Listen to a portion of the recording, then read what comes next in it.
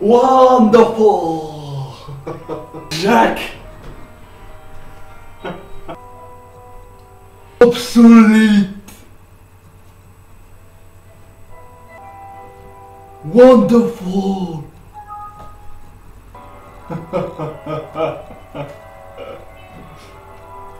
Broken!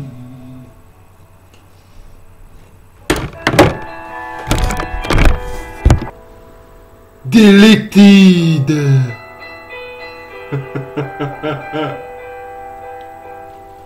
Proclamation!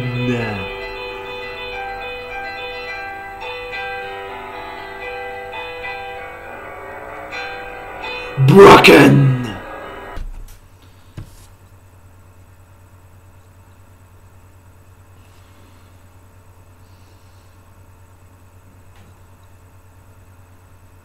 Et salut à tous et à toutes, c'est Michael Fifou. On se retrouve aujourd'hui pour la vidéo résumée ainsi que de mes réactions sur le dernier Monday Night Raw, le Raw après SummerSlam, mesdames et messieurs. Et il s'est passé quand même pas mal de choses à ce Monday Night Raw. Je vais en parler bien évidemment. Petite intro assez sympa avec les Broken Hardys. D'ailleurs, je ne sais pas s'ils sont brisés, je ne pense pas encore. Même si à Raw, encore une fois, il y a eu des allusions. Je sais même pas si ça va arriver, ça va me saouler si ça arrive pas en tous les cas. Vraiment hâte que les Hardys soient vraiment broken. Franchement, hâte quand même. J'en reparlerai un peu plus tard.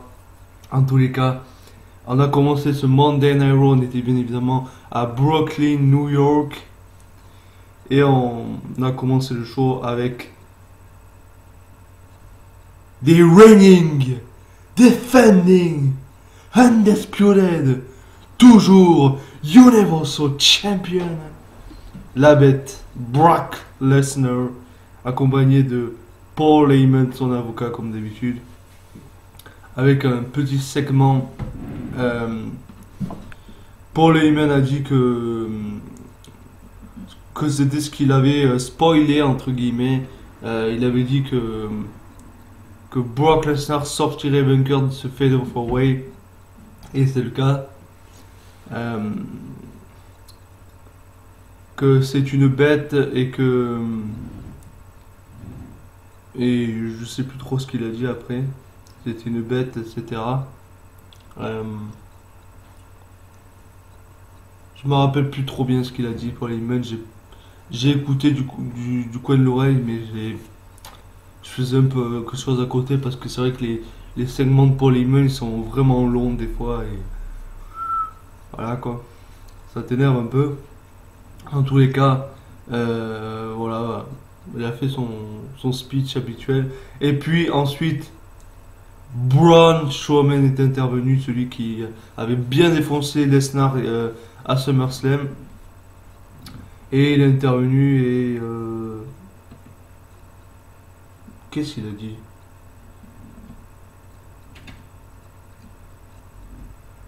Je sais pas trop ce qu'il a dit, mais en tous les cas, j'ai pas vraiment fait gaffe. Ouais, je sais pas, mais en tous les cas, ensuite Braun Strowman est intervenu et a encore défoncé Lesnar avec 2 Power Slam, comme c'était lors de SummerSlam. Il lui en avait fait 2 mais à travers la table, et là il lui en a fait encore 2 Power Slam. Un ça suffit pas pour mettre Lesnar à terre, du coup Braun en a fait 2 et ça a été confirmé après, mesdames et messieurs. Nous aurons à No Mercy, le pay-per-view exclusif à Raw cette fois-ci, car la précédente édition c'était pour SmackDown, mais cette fois-ci c'est pour Monday Night Raw. No Mercy, qu'on aura dans 5 semaines. Braun Strowman contre Brock Lesnar pour le titre universel. C'était sûr parce qu'il y avait eu des rumeurs comme quoi il y aurait ce match à No Mercy. Et c'est vraiment le cas, et on aura bien Braun Strowman contre Brock Lesnar. Et puis vu comme ils ont pêché Braun dans le match pour le titre universel à SummerSlam, on se doutait que voilà, il aurait une chance. en 1 contre 1 cette fois-ci contre Brock Lesnar, ça a été confirmé. Brock Lesnar contre Braun Strowman pour le titre universel. Ah, no merci. À de voir en tous les cas ce que ça va donner. Ensuite, euh, euh, on a eu une vidéo euh, de Enzo Amore qui défiait, il voulait défier Big Cass dans un Brooklyn Street Fight à Monday Night Raw. On a eu ce match. Euh, Au début c'était pas mal, la rivalité Big Cass Enzo, je vais vous dire. La trahison, etc. C'était pas mal. Mais maintenant ça commence un peu à s'essouffler. Et il faut que Big Cass il passe à autre chose. Et après Enzo, je pense qu'il est foutu. Mais écoute, vous n'allez pas vous faire la guerre pendant 10 000 ans. Au bout d'un moment, il faut changer. Du coup, ben voilà. Voilà. Quoi. Euh, mais c'est intéressant parce que, bon, ça, ce match, aucune disqualification, etc. Street Fight.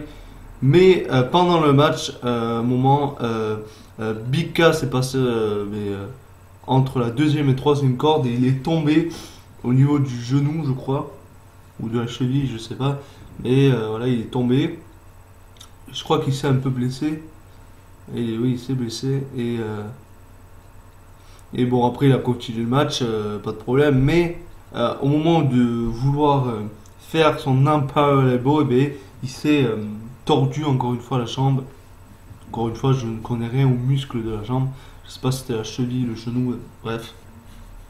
Et du coup, on dirait qu'il est blessé, Big Cass. Du coup, le match a été arrêté et Enzo a gagné par forfait. Par forfait. Euh, je sais pas si vraiment Big Cass est vraiment blessé ou pas, ou c'est une storyline.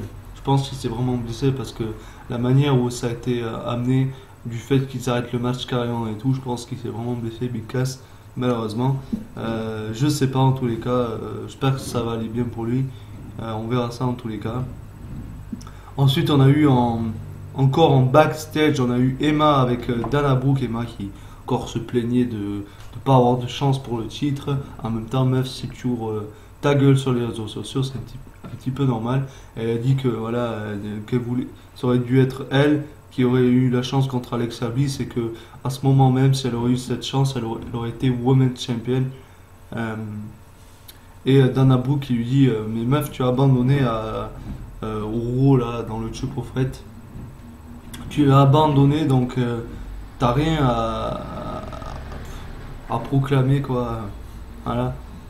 Tu n'as rien à dire, t'as abandonné, c'est tout. Et puis ensuite Emma a commencé à parler mal de Nia Jax. Elle a dit je sais plus trop ce qu'elle a dit, mais elle lui a parlé quoi. Elle a parlé d'elle. Euh, Elle a parlé d'elle et Nia Jax à un moment était juste derrière elle et Emma après a un peu fermé sa gueule. Et puis elles ont eu le match. Elles ont eu un match Nia Jax contre Emma et bien évidemment Nia Jax a gagné en quelques secondes. Voilà. Emma, arrête, franchement. Je pense que ça serait mieux pour toi que tu quittes la WWE parce que à moins que tu veux te faire à moins que tu veux te faire détruire chaque semaine. Mais sinon, pars. Voilà. C'est un conseil. Ensuite, on a eu, comme d'habitude, le segment avec Elias, avec sa guitare, etc.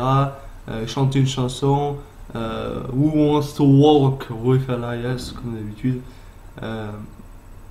Franchement, Elias, j'ai l'impression qu'ils font rien de lui en ce moment. Quand il l'avait mis avec Finn Balor, ça pouvait lui donner quelque chose, mais là il lui donne plus rien. Quoi si il lui donne R-Truth, mais R-Truth, mais qu'est-ce qu'on s'en bat les couilles d'ailleurs. D'ailleurs, à ce qui paraît, je pense que sa rivalité avec Goldust c'est fini parce que ouais, il lui donne R-Truth quoi, n'importe quoi. Et du coup, il y a déjà quelques semaines, R-Truth avait interrompu la séance guitare de Elias. Et cette fois-ci, encore une fois, et ils ont eu un match Elias contre R-Truth et Elias a gagné. Mais bon, pauvre Elias, tu n'as pas grand chose en ce moment. J'espère que ils vont te pusher un peu plus. Ensuite, on a eu un segment avec Kurt Angle avec son fils, entre guillemets, Jason Jordan. Et Kurt Angle a dit à Jason Jordan qu'il était très fier de lui depuis ses débuts ici à Raw, qui catchait très bien, etc. Qu'il avait fait un grand impact ici à Monday Night Raw. Et Jason Jordan a dit qu'il voulait Finn Balor. Et Kurt Angle lui a dit est-ce que tu es vraiment prêt pour ce type de compétition? Et Jason Jordan a dit oui. Et Kurt Angle lui a dit ok, je te donne Finn Balor ce soir, tu l'affronteras. Et on aura un peu plus tard dans la soirée Jason Jordan et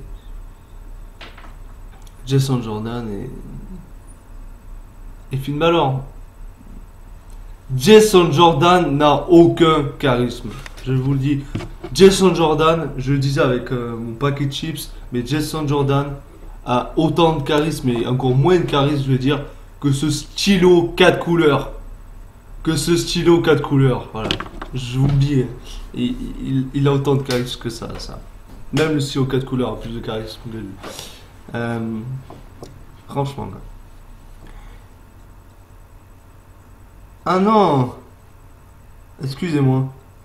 C'était pas encore maintenant, parce que je prends des notes pour voir si j'oublie pas tout. Mais c'était pas maintenant le segment de Kurt Angle et Jason Jordan. C'était après, là c'était le segment de Kurt Angle lorsqu'il annonçait qu'il allait voir une nouvelle superstar. Et c'était John Cena qui avait fait ses débuts à Raw. Enfin, ses débuts. Qui est revenu à Raw, quoi. Ah non, c'est plus tard, excusez-moi, c'est plus tard Jason Jordan et Kurt Angle. Mais bon, j'en ai parlé maintenant, c'est fait. Voilà, en tous les cas, c'est un peu plus tard, mais c'est vrai que c'était le segment avec Kurt Angle qu'il annonçait qu'une grande superstar faisait son retour à Raw et c'était John Cena. Il y avait eu des rumeurs. C'est un free agent, du coup. Là, mais surtout qu'il a fini sa réalité à Baron Corbin. Du coup, John Cena a fait son retour à Raw après plus d'un an d'absence. Il a fait son retour et il était très content d'être revenu, voilà. Et il a dit qu'il était ici à Monday Night Raw juste pour une raison, pour être face à face avec quelqu'un.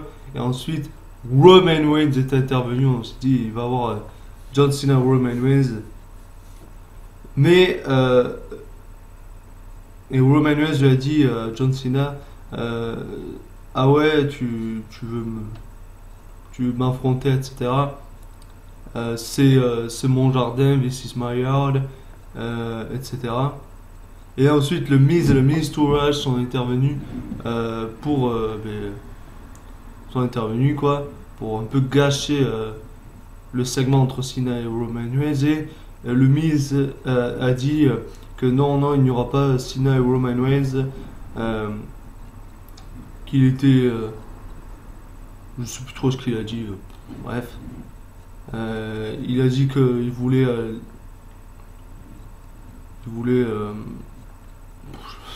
je sais plus, mais j'ai pris des notes, mais je prends pas tout non plus. Je prends pas tout ce qu'ils disent non plus. J'essaie de me souvenir, mais bref, en tous les cas, et Samoa Joe est intervenu après et il a dit qu'il aimerait avoir un match par équipe avec le Miz et qu'il allait affronter John Cena et Roman Reigns un peu plus tard dans le main event. Et après ce match a eu lieu.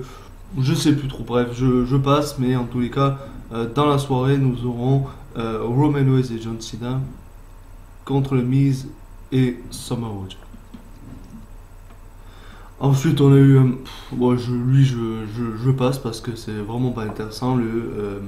On a eu un 8-man tag team match du côté des Cruiserweight. Je passe, je sais même pas qui y avait dans le match. Bref, j'ai pas regardé le match, j'ai passé directement.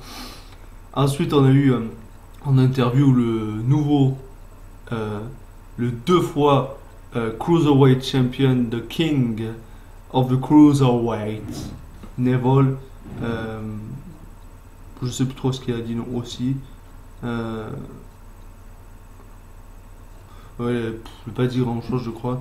Et après, Akira Tozawa est intervenu et il a dit qu'il voulait un match revanche. Et il aura le match revanche à 205 Live. Voilà. Je sais pas si je le regarderai. Parce que moi, des fois, je regarde 205 Live, mais vraiment de temps en temps. Par exemple, il y a des matchs pour le titre ou quand il y avait euh, un match pour déterminer qui sera le prochain challenger de Nero. Les matchs comme ça, je les regarde à 205, mais euh, je regarde jamais 205. Sauf quand il y a un match comme ça, en tous les cas, on aura Akira Tozawa contre Neville pour le titre Cruiserweight, un rematch, puisque Tozawa a perdu son titre à SummerSlam. Et c'est là, bon, on a eu le segment entre Kurt Angle et Jason Jordan. Il affrontera Finn Balor un peu plus tard, j'en ai déjà parlé. Ensuite, on a eu Seth Rollins et Dean Ambrose, les nouveaux Raw Tag Team Champions. Et ils ont parlé que ça faisait putain de bien d'être réunis en étant champions, etc. Et qu'ils savaient que Cesaro et Sheamus allaient demander leur match retour pour les titres. Et ils ont dit, allez, venez, on va en finir là. Ils voulaient limite défendre leur titre ce soir. Et là, on a eu les Hardy Boys qui sont intervenus. Et les Hardys qui étaient un peu bizarre, on va dire, parce qu'il parlait, il faisait un peu comme, il parlait un peu comme, plus particulièrement Matt Hardy. Il parlait comme s'il était brisé, mais on voyait qu'il n'était pas vraiment brisé. Il agissait comme s'il était un peu brisé, mais ils sont pas vraiment brisés en tous les cas. Et après, on a eu du coup le match, un match par équipe. On a eu les Hardys contre Ambrose et Rollins. C'est Ambrose et Rollins qui ont gagné le match. Du coup, non, les Hardys ne sont pas brisés, malheureusement encore. J'espère que ça va arriver, mais j'ai de plus en plus de mal à y croire, malheureusement. Ensuite, on a eu un segment dans les vestiaires entre le Miz et Samoa Joe. Le Miz qui était prêt pour affronter un peu plus tard Cena et Reigns. Il donnait des conseils à Joe, etc. Enfin, il parlait à Joe, il disait on va faire comme ça, on va faire comme ça, on va faire comme ça. Et Joe lui a dit ferme ta gueule, je vais agir de ma manière. Toi tu fais ce que tu fais d'habitude, moi je fais ce que je fais d'habitude.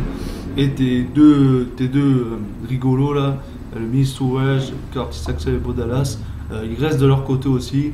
Et on va faire le match, etc.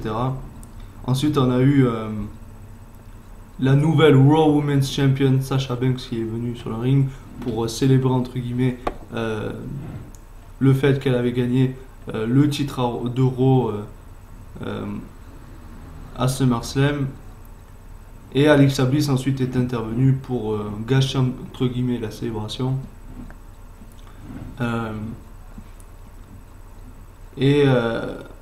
Elle voulait le match revanche la semaine prochaine. Du coup, on aura Sasha Banks contre Alexa Bliss dans le match retour pour le titre féminin de Raw. Ensuite, on a eu Jason Jordan contre Finn Balor. Comme j'ai dit encore une fois, Jason Jordan a autant de charisme que ce stylo 4 couleurs. Voilà, tout simplement.